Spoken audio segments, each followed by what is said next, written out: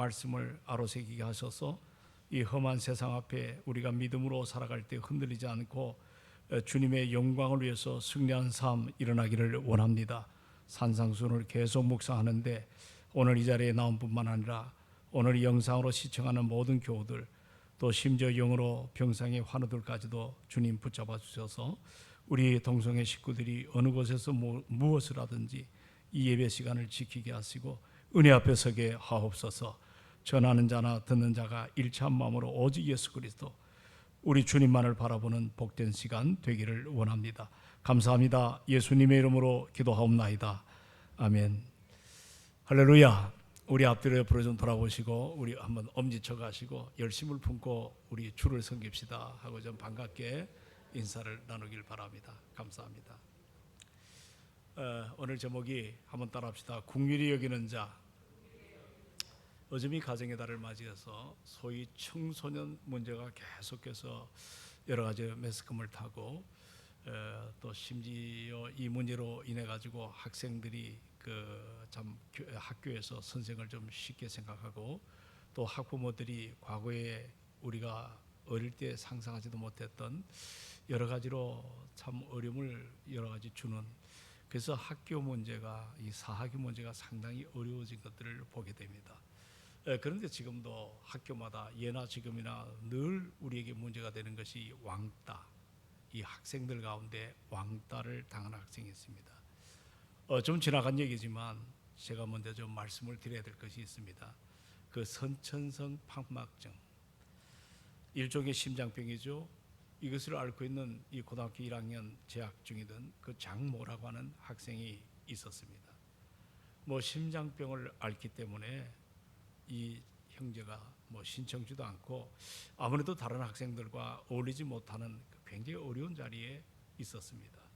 이것을 악용해서 그 반에 있던 한 5명 가량의 질이 아주 안 좋은 학생들이 이 학생을 심심하면 외딴 곳으로 끌고 와서 두들겨 패고 또 라이터로 그 불로 손을 지져대면서 또 손가락 사이에 그 연필 있지 않습니까? 그 연필을 끼워서 비틀고 또 군대에서나 볼 수 있는 이 원산폭격 이런 것들을 시키면서 무척 이 아이를 심하게 그렇게 학대를 했습니다. 결국 이 아이의 사정을 한 학부모가 이제 경찰에 신고를 했죠. 이 5명의 학생들이 연행이 되어서 경찰에 신문을 받게 되는데 경찰관이 너희들 왜 이렇게 힘든 아이를 이렇게 괴롭히냐. 그랬더니 거기에 있는 한 학생이 아무런 꺼리낌 없이 뭐라고 얘기하냐면 제가 고통을 못 이겨 비명을 지르는 걸 볼 때 쾌감을 느낀다는 거예요. 경찰도 할 말을 잊었다고 합니다. 그 한마디를 듣는 순간 저도 섬뜩한 생각을 갖게 됩니다. 흔히 우리는 이런 현상을 놓고 인간성이 파괴된다 또는 인간성이 상실된다 이런 고상한 말로 우리가 좀 포장을 해서 쓰여지지만 어쨌든 이 사건은 오늘 세상의 한 단면이긴 하지만 어른, 아이 할 것 없이 점점 이 시대가 비정하고 잔인해지고 있다는 사실을 숨기지 못하는 어떤 그 한 단면이 아닌가라고 하는 생각을 하게 됩니다. 여러분, 우리 예수님께서 복음을 전하고 계시던 그 당시도 2000년 전에 그 당시나 지금이나 참 이런 여러 가지 비슷한 문제들을 안고 살아갔습니다. 우리 예수님이 섬기던 그 세상도 아주 잔인한 세상입니다. 유대 사람들은 자신들이 하나님의 거룩한 백성, 택한 백성, 선민이라고 하는 이 교만함을 가지고 있었지만 그들 역시 율법을 지킨다고 하는 구실을 내걸고 남이 불쌍하고 정말 어려움을 당하는 그러한 사람들을 그 소중히 여길 줄 모르는, 그래서 그들을 도와주지 않는 이런 기록들을 성경에서는 우리가 자주 만나보게 됩니다. 얼마나 매정한 그러한 모습입니까? 예를 들어서 늙은 부모, 이제 우리가 가정의 달을 맞이해서 우리 교회는 효자교회 중에 하나입니다. 그런데 늙은 부모를 마음대로 학대해도 성전에 가가지고 요즘 말로 말하면 예배당에 가서 고르반하고 헌금만 좀 두둑하게 내는 사람, 그것이 대우가 되는 인정을 받는 그런 세상이었으니 얼마나 우리 예수님 당시도 비정한 그런 모습을 보게 됩니까? 여러분, 사실 예수님이 사시던 그 당시는 로마 사회가 얼마나 잔인하고 비정한가, 뭐 여기에 대해서 일일이 말을 하지 않아도 여러분이 잘 알 것입니다. 많은 그 당시에 쓰였던 문학 작품을 통해서, 역사의 기록을 통해서 참 살펴보면 그 당시에 많은 사람들이 짐승만도 못한 너무 포악한 이런 모습을 가지고 그렇게 사람을 학대하고 함부로 대하는 그런 시대를 우리가 책을 통해서 만나볼 수가 있습니다. 뭐 심지어는 여러분, 애를 낳았다가 마음에 들지 않으면 내다버리는 이런 일이 예사로 이것이 너무 흔한 일이었습니다. 그러니 참 요즘 말로 말하면 너무 비정하죠. 자기 태를 끊고 난 아이가 마음에 안 든다고 그 아이를 마구 버리는 그런 세상, 참 상상도 못할 그런 세상이 예수님이 사시던 그 당시의 로마 문화권의 삶이었습니다. 이런 사회적인 배경을 여러분이 잘 염두에 두시고, 지금 우리 예수님이 갈릴리 바다가 시원하게 내려다 보이는 그 산 위에서 많은 무리들에게 이렇게 외치십니다. 긍휼히 여기는 자는 복이 있다. 자, 어떤 자가 복이 있어요? 예, 긍휼히 여기는 자가 복이 있다. 그들이 긍휼히 여기심을 받을 것이라는 말씀. 이 말은 쉽게 말하면 너희들은 그 당시 주님의 말씀을 들어왔던 그 숱한 청중들에게 너희들은 긍휼히 여기라. 긍휼히 여기라. 서로 불쌍히 여기라는 겁니다. 그리하면 너희들은 행복자가 되리니, 왜냐하면 하나님이 너희를 불쌍히 여기실 것이기 때문이다. 어떻게 보면 자기들의 현실에 돌아가는 세상, 자기들이 속한 그 삶의 현장에서 보면 이것이 정반대의 교훈인 것 같아요. 삶의 현장은 어떻게 하든지 남을 짓밟고라서도 자기가 어떤 성공의 보장을 치르고, 또 여러 가지로 참 이익이 된다면 여러 가지로 손해를 조금도 양보하지 않는 그런 파렴치한 그 세상 한복판에서 우리 주님은 지금 정반대의 교훈을 우리에게 주는 것 같습니다. 매정하죠. 정말 차갑죠. 냉랭한 그 세상 한복판에서 이를 악물고 여러분 정을 억제해야 되고, 참 모두가 표독스럽게 그렇게 살아가도 사람 대접 잘 못 받는데, 이건 어떻게 보면 신선노릇 같은 이런 모습들을 지금 우리에게 계속해서 주시고 있는 것입니다. 우리 주님이 거꾸로 지금 뭐라 말씀하세요? 긍휼히 여기라. 자, 어떻게 여기라? 그리해야만 너희들이 어떤 자가 될 수 있다? 행복한 자가 될 수가 있다는 거예요. 긍휼히 여기라. 그리야만 너희는 하나님의 긍휼을 받을 수 있다고 하는 그런 말씀입니다. 오늘 주께서 외치는 이 말씀을 통해서 하나님의 음성을 듣는 소중한 시간이 되기를 소망합니다. 왜 우리가 긍휼히 여겨야 되는가? 우리는 다시 한번 말씀을 깨닫고, 그 깨달음 속에서 성령께서 우리 심령 한 분 한 분에게 성령의 기름 부음이 우리에게 부어짐으로 말미암아 정말 아무리 세상이 악하고 비정하고 아무리 세상이 거꾸로 돌아간다 할지라도 이와 같은 성령의 기름 붓고 마음이 심령이 가득 은혜로 찬 사람들은 어떤 사람이 됩니까? 오늘 말씀대로 그래, 세상이 그래도 주님의 약속의 말씀을 붙잡고 내 삶의 형편이 크든 작든 간에 있는 삶의 현장에서 긍휼히 좀 여기며 살아가야 되겠다. 할렐루야. 이런 우리가 소망이 좀 필요하지 않나요? 근데 우리가 한 가지 알아야 될 것이, 요즘 이 긍휼이라는 단어를 많이 씁니까? 여러분 가운데 어떻습니까? 긍휼 많이 사용합니까? 이 단어는 요즘 말로 말하면 점점 사라지는 단어 중에 하나입니다. 이 긍휼이라는 단어는 잘 안 쓰는 용어란 말이죠. 저나 여러분이나 좀 밖에 나가가지고 이 말을 사용을 어떻게 보면 전혀 하지 않을 정도로 이미 우리 삶 속에 사라져가는 단어가 되어버립니다. 사전을 찾아보면 그 의미는 쉽게 풀이하면, 저 아침에도 우리 교회에 물어봤습니다. 긍휼이 뭐냐? 쉽게 표현하면 남을 불쌍히 여겨서 돕는 것. 틀린 말이 아니잖아요. 그렇지만 성경에서 하나님에 대하여 사용하는 이 긍휼이라는 이 말은 그 정도의 설명 갖고는 그 깊은 차원을 다 담아낼 수가 없는 그런 심오한 그런 말씀이 이 속에 담겨 있습니다. 자, 잘 들으시기 바랍니다. 자, 긍휼이 뭐예요? 흘러넘치는 그 사랑을 주체하지 못하시는 우리 하나님께서 한없이 약하고 또 반대로 악한 사람을 대할 때 보여주는 태도를 말하고 있는 거예요. 그래서 이 말은 성경에 보시면 내용에 따라 같은 헬라어지만 다르게 번역이 되고 있습니다.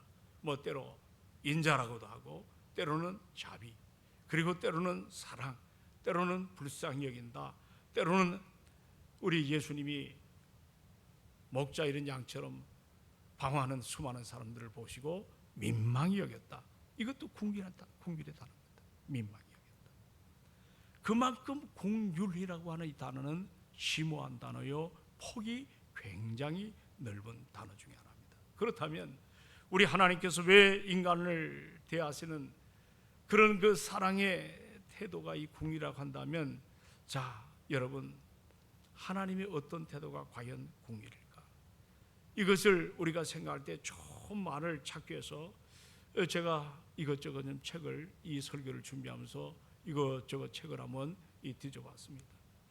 한마디로 말하면 이 동일시라는 단어, 긍휼이 동일시.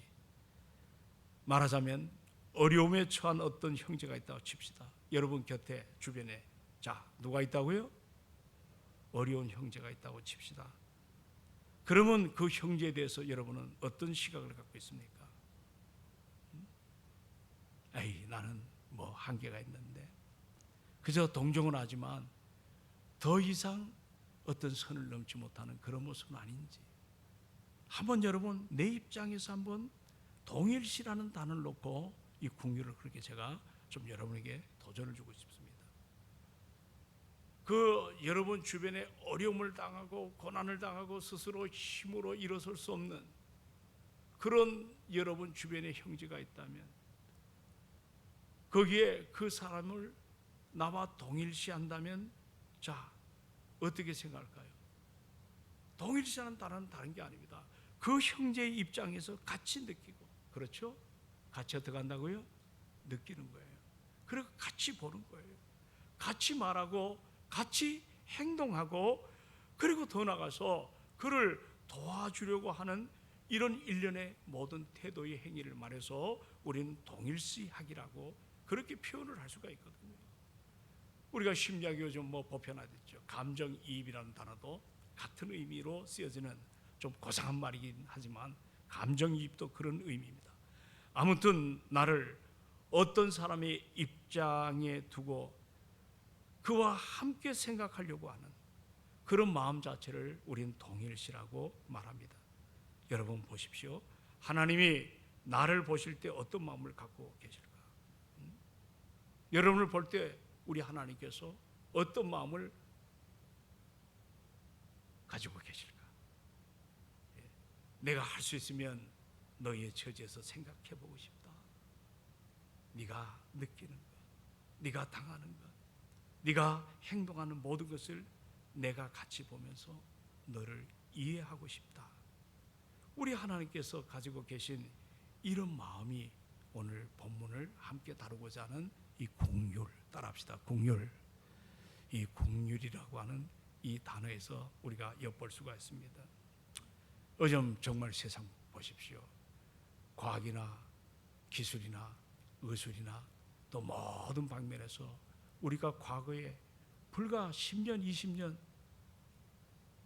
얼마 전까지는 도저히 느낄 수 없는 최첨단에 우리가 살아갑니다. 이제는 AI, 챗GPT나 이런 것들을 이제 여기 60 이상 넘은 분이 모르면 이제는 앞으로 세상이 왕따가 되는 시대에 살아갈 겁니다. 하루가 다릅니다. 아침에 눈 뜨고 일어나면 세상이 달라진 모습들이 한둘이 아닐 것입니다. 그런 속에서 이 무한 경쟁 사회가 일어나는 거죠.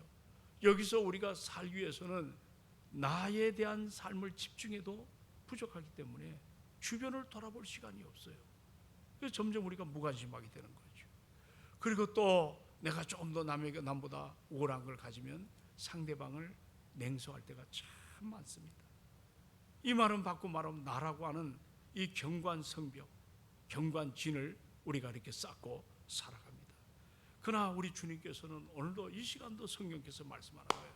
너가 가진 그 성벽, 허물고 그 허물어진 성벽 속에서 타인의 아픔에 내 심장을 한번 연결하라는 겁니다. 내 피를 쏟아내는 겁니다.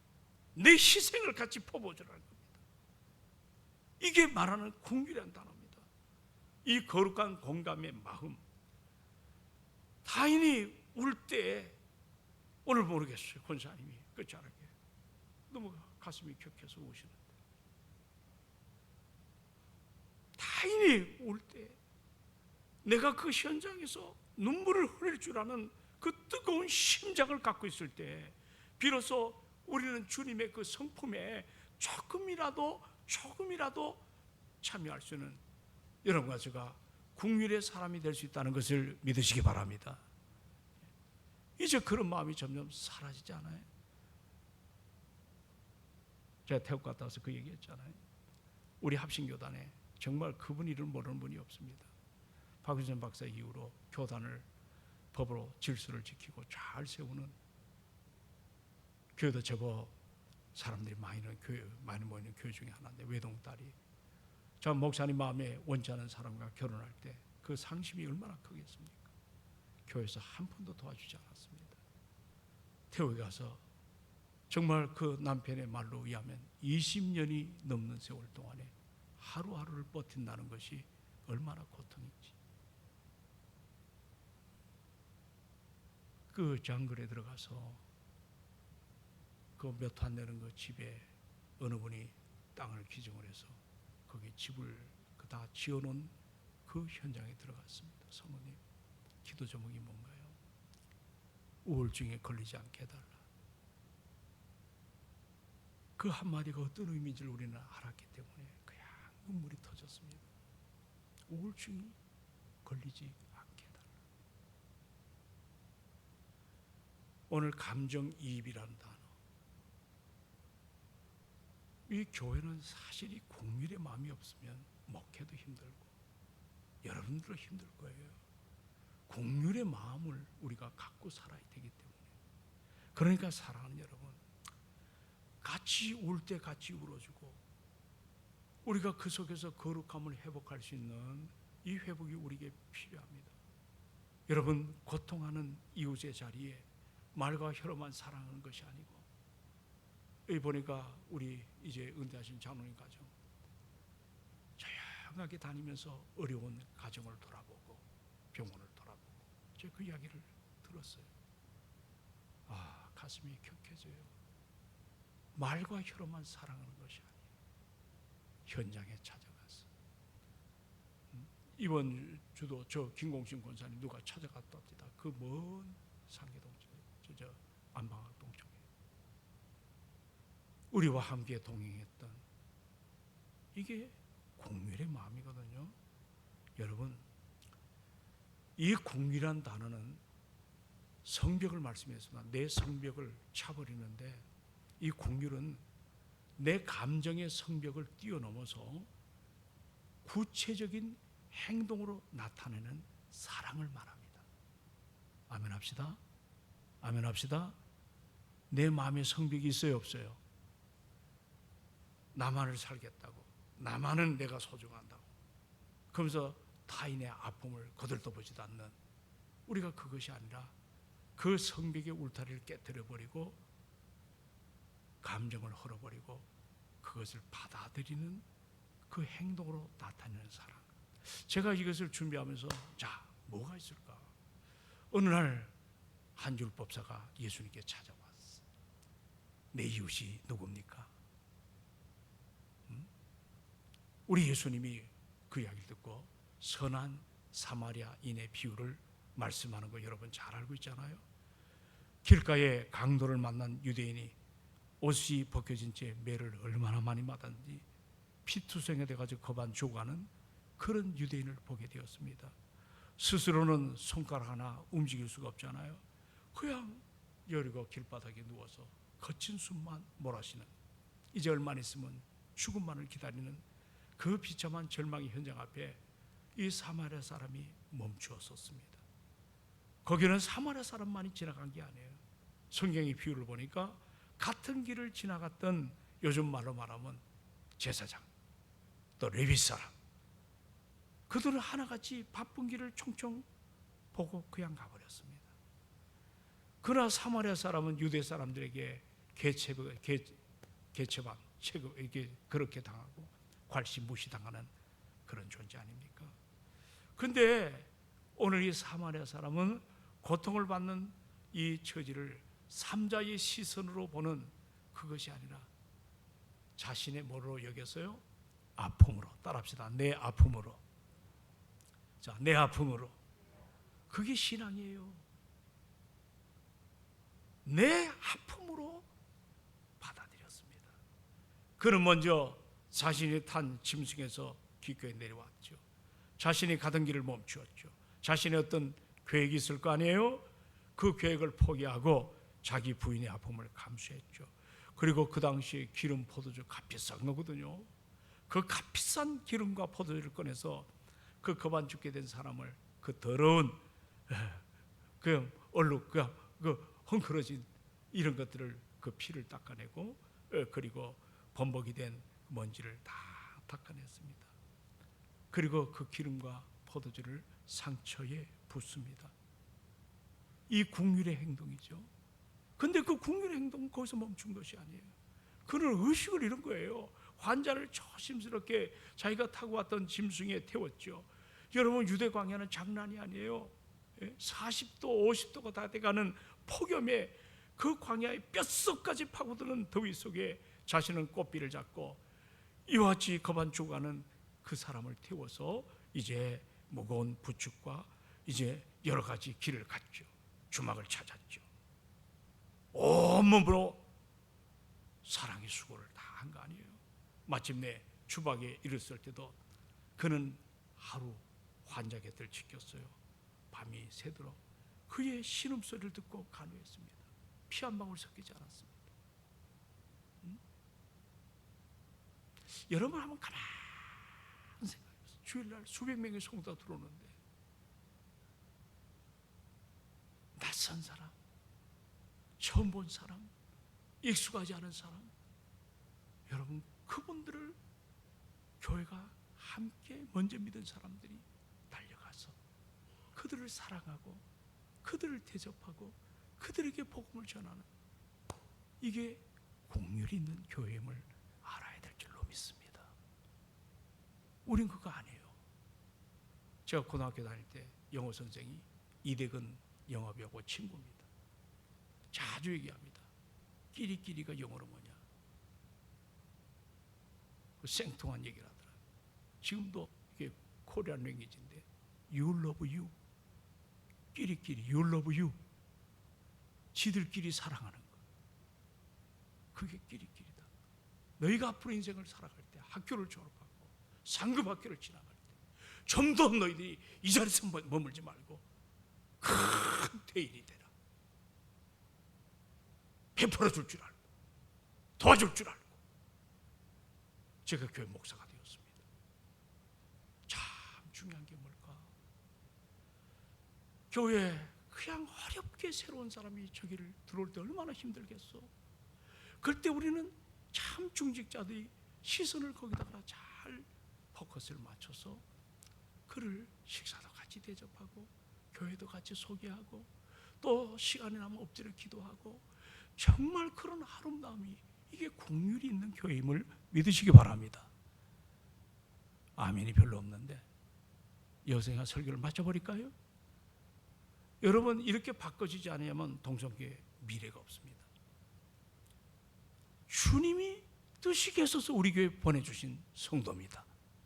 아멘 합시다. 좀 큰 소리로 아멘 합시다. 그들을 내가 돌아봐야 될 대상입니다. 우리 장로님들, 신임장로들 공부했죠? 예수라면 어떻게 할 것인가 배웠죠? 어떤 거지가 있고 어떤 인쇄소 사장이 망했고 이런 여러 가지 예화가 드는데 예수라면 어떻게 할 것인가. 우리는 정말 몸된 교회가 국률이 넘치는 교회가 되어야 될 줄로 믿습니다. 이게 안 되면 아무 소망이 없는 거예요. 목사가 박사 2개, 3개 따면 뭐 할까? 우리가 공의를 여기는, 따라합시다. 공의를 여기는, 이거는 말과 혀로만 사랑하는 것이 아니에요. 진실과 행함으로 그리하자. 따라합시다. 말과 혀로 사랑하는 것이 아니라 진실함과 행함으로 그리하자. 믿으면 아멘. 우리 주변에 영육간에 굶주리고 상처받고 소외된 이웃들이 너무나 많습니다. 그들의 필요를 채우기 위해서 우리가 선교하잖아요. 우리가 봉사하잖아요. 우리가 구제하잖아요. 억울한 자들의 편에 서서 용서가, 정말 우리 그래요. 신앙생활 하다 보면 용서가 왜 이렇게 힘든지 모르겠어. 그 용서의 마음을 열어서 그리스도 예수의 마음을 접목시켜서 구체적인 실천이 일어날 때 비로소 우리는 긍휼히 여기는 자로 여러분도 저도 인정을 받게 될 줄로 믿습니다. 근데 계속해 보면, 자, 우리 예수님께서 긍휼히 여기는 자가 받을 복이, 자, 여러분 다 읽어주십시오. 간단하니까. 뭐라 그랬죠? 오늘 저녁에 식사들 하나도 안 해오신 것 같아요. 자, 큰 소리로 뭐예요? 그렇게 얘기하면 안 돼요. 더 큰 소리로 시작. 믿으면 아멘. 긍휼히 여기는 자는 주께서 그들을 무슨 행복한 자로 삼아주시냐면 긍휼히 여김을 받게 하실 것이다. 이 말은 무슨 말이냐면 내가 긍휼히 행해만이 긍휼히 여김 받을 것이라, 이런 말이 아니잖아요. 이미 여러분과 저는 아무런 자격이 없는 사람이에요. 오직 십자가의 보혈과 우리 하나님의 그 크신 사랑의 긍휼하심으로 여러분과 저는 아무 자격이 없지만 우리가 구원받은 하나님의 사람임을 잊지 않기를 주의 이름으로 부탁합니다. 우리는 그 은혜를 받았다면 세상이 줄 수 없는 참된 평화와 하늘의 신령한 은혜를 날마다 누리며 사는 이미 여러분과 저는 긍휼을 입은 자들임을 믿으시기 바랍니다. 믿으면 아멘. 이런 은혜에 우리가 참으로 복을 받은 하나님의 사람들입니다. 그러므로 사랑하는 여러분, 긍휼은 본래 사람에게서 나는 마음이 아닙니다. 긍휼은 하나님의 성품이에요. 자, 우리 한번 다 성경 찾아보세요. 에베소서 2장 4절을 보시면 바울은 우리 하나님을 뭐라고 표현할까? 자, 에베소서 2장 4절입니다. 자, 다 같이 한번 얻어서 보도록 합니다. 4절. 자, 얻어서 쓰면 거기에 뭐라고 나오죠? 하나님을, 예, 뭐에 풍성하신 하나님? 예, 하나님이 긍휼에 무엇하시다? 풍성. 이 풍성하다가 초점을 맞춰야 돼요. 풍성하신 하나님이에요. 또 시편에 145편 9절을 한번 보십시오. 8절도 나오고 9절도 나옵니다. 자, 시편 149편입니다. 8절에 9절 두 가지, 우리 두 절을 합해서 읽습니다. 자, 시작. 여호와는, 시편 145편 8절 9절 다 같이, 미안합니다. 145편 8절 9절 시작. 여호와는 은혜로우시며 긍휼이 많으시며 노하기를 더디하시며 인자하심이 크시도다. 여호와께서는 모든 것을 선대하시며 그 지으신 모든 것에, 자, 무엇을 베푸시도다? 긍휼을 베푸시도다. 모든 것에 긍휼을 베푸시는 하나님의 성품, 우리가 그 하나님을 믿고 하나님의 자녀가 될 때 우리 안에 그 긍휼이 그대로 들어오게 됩니다. 그러므로 신약에 넘어갑시다. 골로새서 3장 12절에 뭐라 나왔습니까? 자, 성경 구절을 다 적으십시오. 골로새서 3장 12절에 뭐라고 얘기하죠? 자, 다 같이 찾으셨으면 읽습니다. 시작. 그러므로 너희는 하나님의 택하신 거룩하고 사랑하신 자처럼 긍휼과 자비와 겸손과 온유로 오래 참음으로 옷 입고. 우리가 진정 하나님과 가깝다면 무슨 옷을 입어야 될 때요?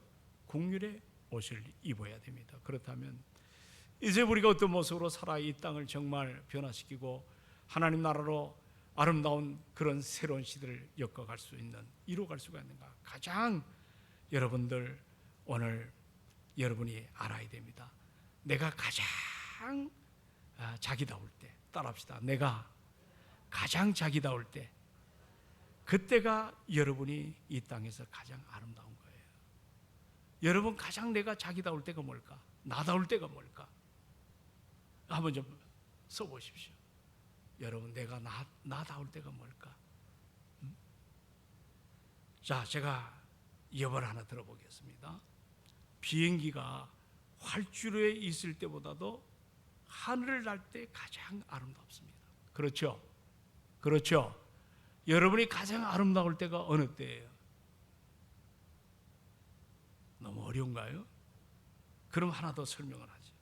자, 금가락지 요즘에 그만돈이 천정부지랍니다. 앞으로 3년 후에 우리나라 제도는 금본위 제도이기 때문에 화폐가 무너지게 되면 금을 갖고 있으면 그런 얘기 다 여러분이 저보다 잘 알고 있죠. 그러면 금가락지가 전시되었을 때 금가락지이기는 하지만 신랑이 신부의 손가락에 끼워줄 때 그 금가락지는 가장 가치 있고 의미가 있습니다.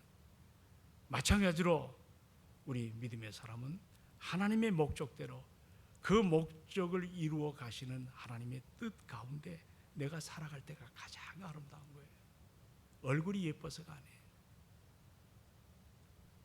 나의 나됨이 가장 아름다움은 우리 주님의 모습을 가지고 살 때 이 국률의 모습이 얼마나 아름다운가. 가정이나 직장에서 하나님의 성품으로 우리 한번 오늘 이 훈련을 한번 해보시기 바랍니다. 이제 목금토 주일 올 때 이 국률의 마음을 갖고 우리가 좀 섬기며 사랑하고 용서하고 인내하며 그렇게 새로운 사람들 더 보다듬고 우리가 좀 그런 모습으로 정말 교회 안에 늘 익숙한 사람끼리 친해지지 마시고 또 미워하는 사람은 멀리하지 마시고 정말 우리가 하나가 되어서 얼마나 다양한 성격을 가진 사람이 많겠어. 그들 속에 다가가서 내가 만난 예수 그리스도 그것을 그리스도의 사랑으로 증거할 때 내가 가장 가치가 있는 그런 현장에 내가 서 있다는 거예요. 우리가 이 은혜가 우리 안에 좀 있지 않기를 주의 이름으로 부탁합니다. 여러분, 제가 오늘 본문을 준비하면서 이런 생각이 들었습니다. 안 목사도 국률이 정말 필요한 사람이에요. 약해요.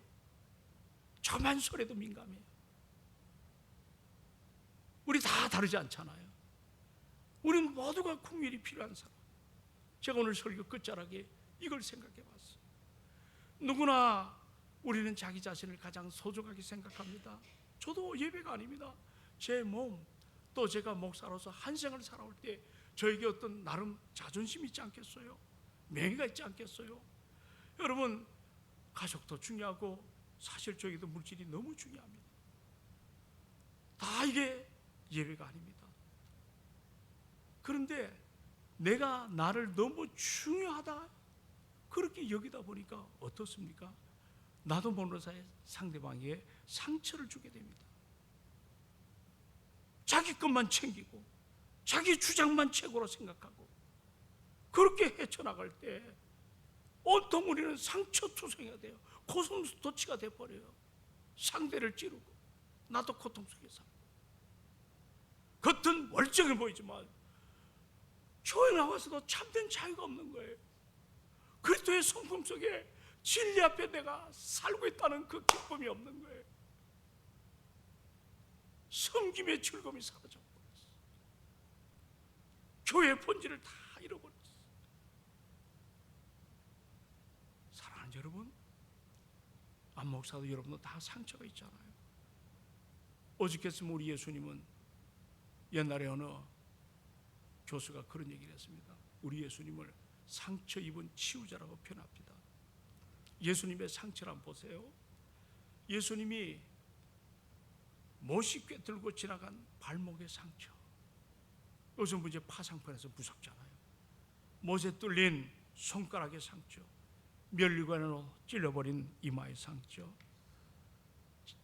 옆구리 창이 찔려서 일어난 상처, 채찍을 맞은 상처. 우리 예수님은 작은 몸뚱이에 무지무지한 상처가 박혀 있습니다.